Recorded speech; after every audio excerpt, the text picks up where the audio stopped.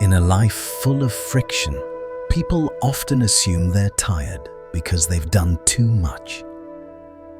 But there is another kind of fatigue, quieter, tougher, more stubborn. It doesn't come from effort. It comes from excess expression. The fatigue of talking too much, talking to explain, talking to win, talking to prove we're right, talking to vent what burns inside, talking to fill the hollow spaces in ourselves with noise, as if sound could substitute for peace. And strangely, the more we talk, the more tangled life becomes. Conversation multiplies into argument. Explanation becomes self-defense. A moment becomes a case. We add words like threads to a knot, then wonder why it won't loosen. We speak as if language is a tool that always repairs, but often it is a tool that adds weight. Not because words are evil, only because words are powerful, and power, when unconscious, bruises. Meanwhile, those who know how to be silent at the right moment seem to meet fewer storms, as if they carry an invisible talisman. Not because they're luckier than others, not because they're more cunning, but because they understand the weight of a mouth. A sentence is only sound. It is air shaped by intention. Yet, it can cost a relationship. A careless remark, unintentional, even playful, can plant a seed of consequence that follows us for years. Some mistakes can be repaired, but words spoken wrongly sometimes leave no road back, because words don't merely describe reality, they create it. They give form to what was still fluid. They drag what might have passed into permanence. What could have been a passing mood becomes a remembered injury. What could have been a small misunderstanding becomes an identity. This is who you are to me now. This is why many traditions treat speech as a doorway of karma, one of the fastest ways a mind becomes a life. The mind is private, speech is public, thoughts are weather, words are architecture. A thought can drift and dissipate, but a word builds a room, and then we live inside it. Bodhidharma once pointed to something blunt and deeply human. If you want to know whether your mind is at peace, look first at your mouth. The mouth is the mind made audible. A person can hide intention in many ways, through politeness, good manners, carefully arranged smiles. But the mouth reveals quickly through complaining, through dissecting others' lives, through bragging, through constant self-justification. It is difficult to conceal the vibration of the heart once it becomes speech. And when the mind is still unsettled, but the mouth is already running, what comes out isn't wisdom. It's habit energy. The habit of impatience. The habit of competing. The habit of judging. The habit of defending the ego. These habits create karma faster than almost anything else, because they travel outward, touch other lives, and return multiplied. Speech is social. It does not stay contained. A harsh phrase doesn't only hit the listener, it changes the climate between you. It teaches others how to approach you. It trains them either into closeness or caution. And it trains you most of all. Every time your mouth repeats a certain tone, resentful, superior, suspicious, you carve a deeper groove in the mind. Soon you don't merely say bitter things, you become someone who naturally sees bitterness everywhere. Many people practice for a lifetime, chanting daily, eating simply, keeping precepts. Yet, because they cannot guard their speech, their merit thins without them noticing. Not because they are bad people, but because they forgot one of the biggest gateways, the mouth. If the mouth doesn't practice, the mind struggles to settle.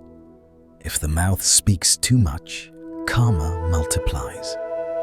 If the mouth releases sharp words, it slips and falls with them. We worry about training the heart, training our circumstances, training 100 things, yet we forget that the mouth is often the largest door through which karma enters our life. We imagine karma as something dramatic, betrayal, theft, great cruelty. But karma often arrives quietly, dressed as just talking. It arrives in the casual sentence tossed into a conversation like a pebble into water. We underestimate it because it feels light on the tongue. But karma does not measure the weight of sound, it measures the direction of intention. In ordinary daily living, so many troubles don't come from what we do, but from what we say. Speaking before understanding, speaking while anger rises, speaking to win, speaking to show we're right, speaking to unload bitterness. Each time, we plant a cause. Later, we wonder why the air around us feels heavy, why relationships dry up, why work becomes tense, why our world feels less friendly. We think, my fate is poor, but often it's not fate, it's residue. A client lost, a colleague gone cold, a friend drifting away, a good connection broken, over one sentence that seemed small. People rarely break from one huge mistake. More often, they break from the casual, habitual lines we toss out just to say, just to feel better, just so they know I'm not wrong. Repeated daily without awareness, these lines quietly sandpaper away our blessings. We think we only said it. But karma doesn't recognize the word only. Karma listens for intention, and intention is the hidden hand shaping our world. If the intention is rivalry, speech plants rivalry. If the intention is resentment, speech plants resentment. If the intention is judgment, speech plants judgment. And life, sooner or later, returns an environment shaped by what we keep sowing. Not as punishment, but as echo. The world meets you in the frequency you broadcast. There is something frightening that few notice. A bad thought, if it stays in the mind, still has time to settle. You can catch it. You can soften it. You can let it dissolve in silence. But once it becomes speech, the seed has been planted. It enters the world. It touches someone else's nervous system. It changes a room. It hardens into history. Even if you regret it, the seed is already in the ground. Even if you apologize, the atmosphere has been altered. Sometimes forgiveness comes, but the scar remains, not out of cruelty, but out of memory. And yet, none of this is an argument for permanent silence. Bodhidharma did not teach speechlessness as retreat, nor did he encourage avoidance or performing gentleness. He simply reminded us of a plain truth. Speak a little less, listen a little more, think a little longer, and many complications dissolve by themselves.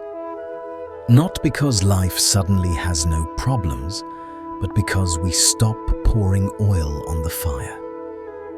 A quiet person is not always a wise person, but a person who can choose quiet is someone who has stopped being dragged by impulse.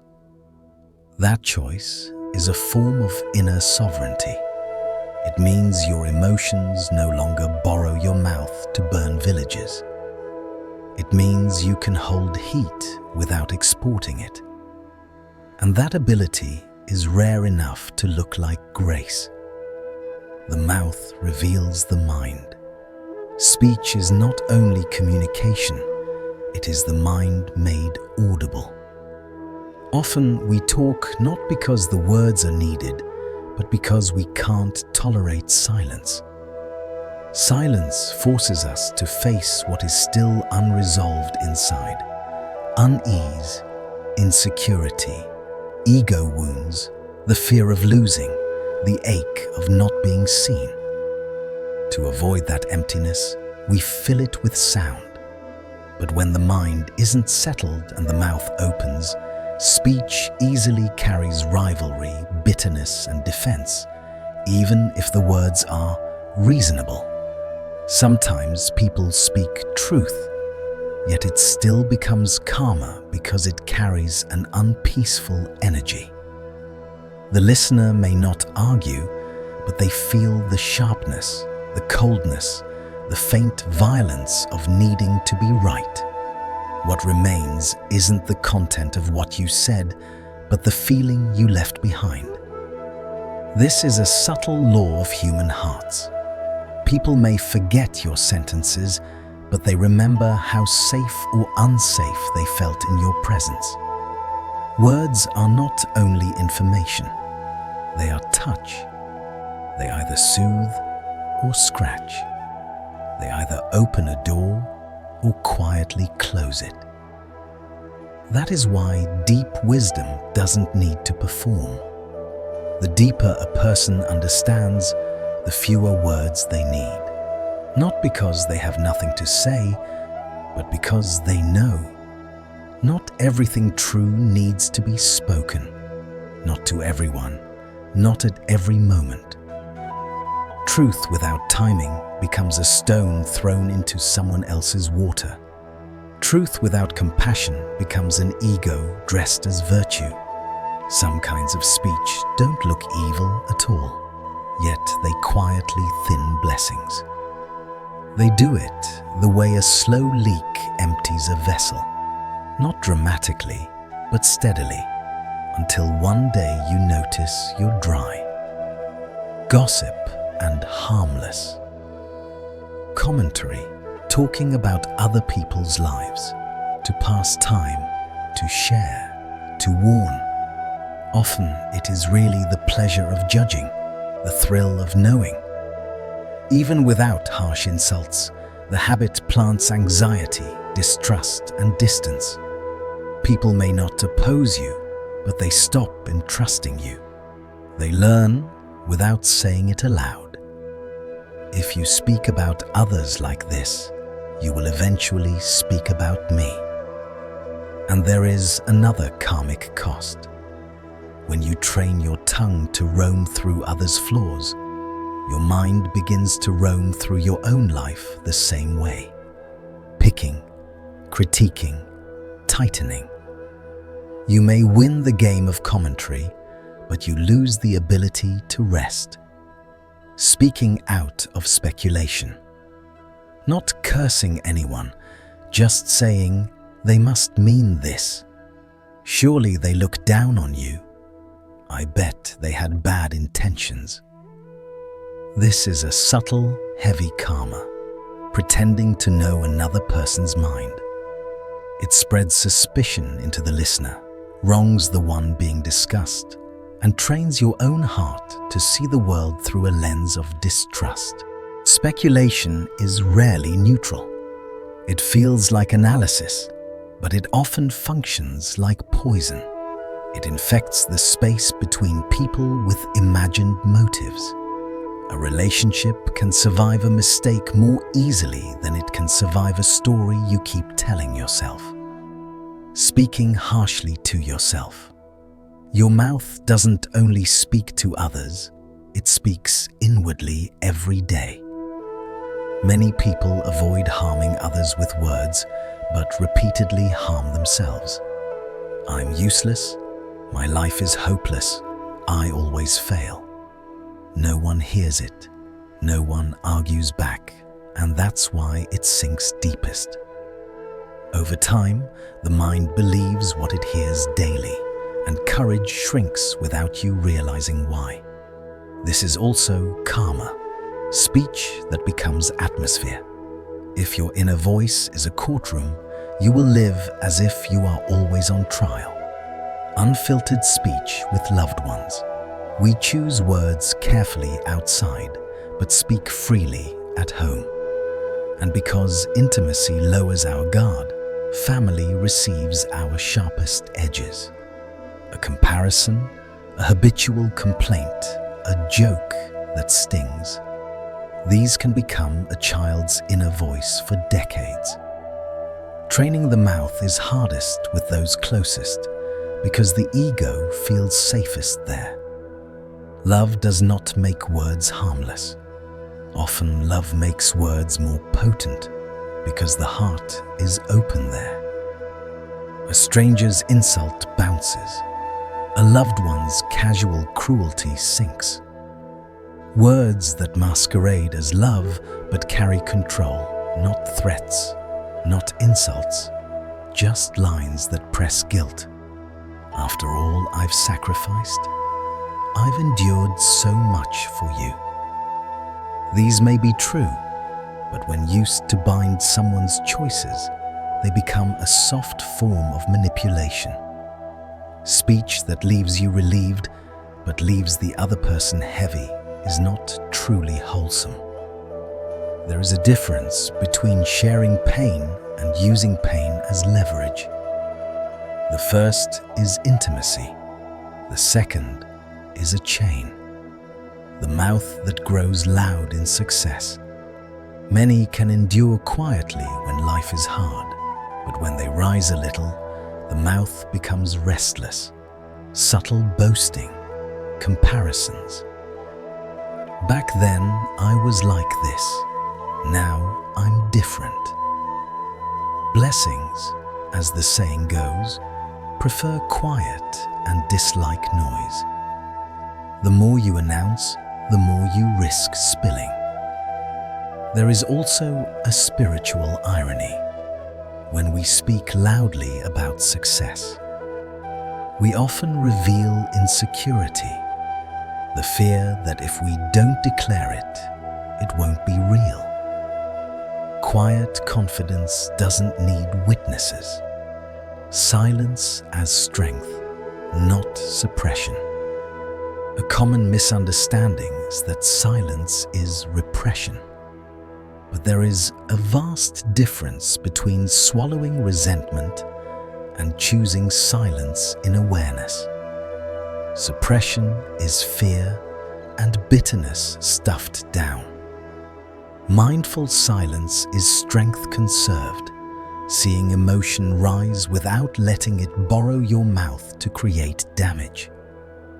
In heated moments, people don't listen with ears, they listen with ego.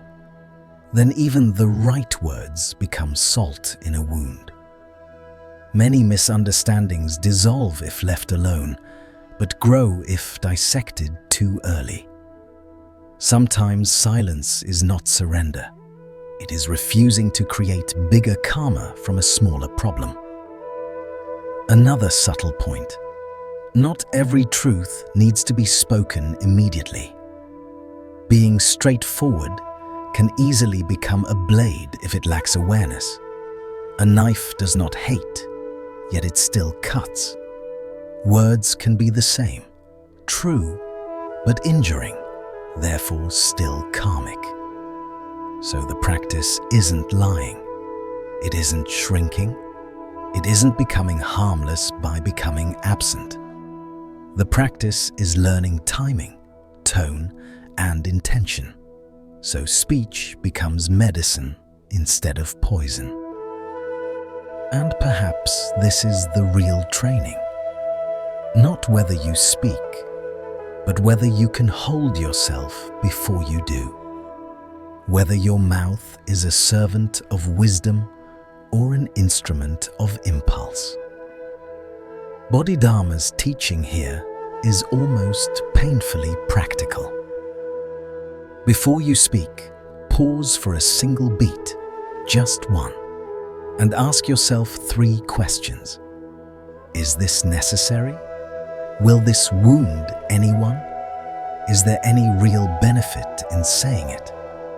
If you're not sure, silence is often the wisest choice. Silence isn't fear. Silence isn't weakness. Silence is conserving strength.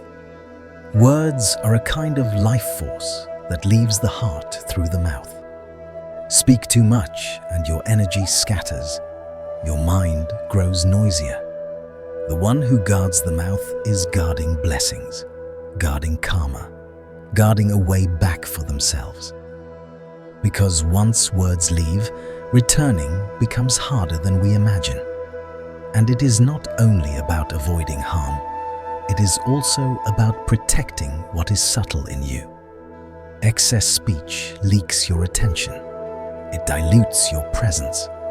It turns your inner life into a public performance.